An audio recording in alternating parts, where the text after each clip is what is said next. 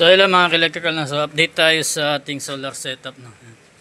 So ito yung aparato ko sa ngayon ay nandito muna no. Hindi ko muna nilagay dito sa e-bike ko dahil nag-aaralan ko pa kung saan yung may mga tulo dun sa e-bike.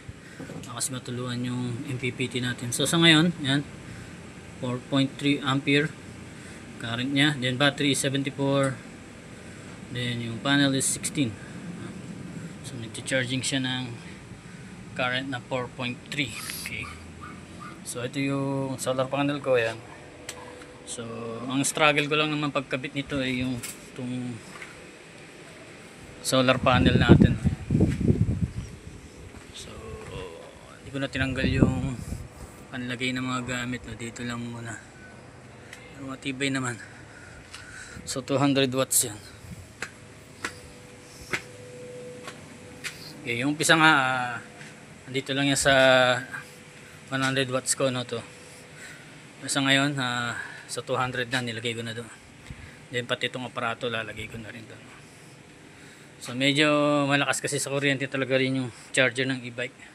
250 watts. Nasusukat ko yung wattage ng adapter niya no. So yan, nakababad na siya maghapon dyan pag nakakabit ko na dyan no. So while hindi mo ginagamit ay nagcha-charge, siyempre madadagdagan yung battery. Then while using, walang problema rin to. So update ko pa kayo no? So ganito lang yung setup ko, napakasimple lang no? So breaker ng solar panel at sa battery. So walang consumption yung MPPT sa battery no? So kaya kahit patay mo tong battery ay bukas pa rin to dahil sa solar panel.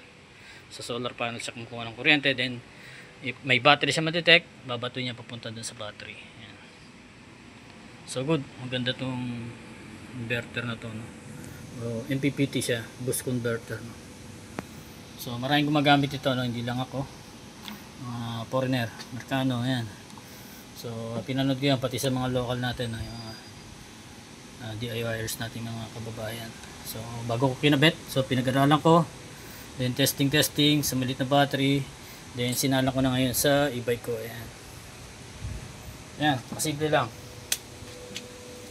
Yung battery ko ito, yan. So flat, Royal Cold ang ginamit ko. Then pupunta sa plug. Wait ako sa inyo no?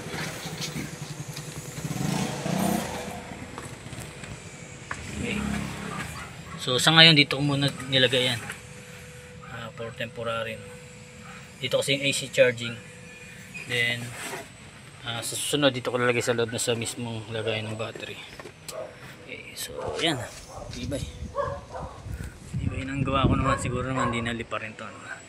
So naka accessory yan, fittings accessory. Itong mga aluminum accessories, mounting, solar panel mounting ng accessories. Yan.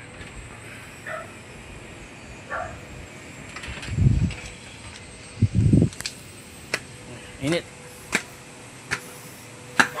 So salamat ulit mga ka-electrical no? Sa pagsubaybay. Kung gusto mo magganito content, so please subscribe, click the notification bell para updated ka sa mga video ko bandarating no? So tuloy-tuloy itong video natin about e-bike solar panel. Thank you, God bless.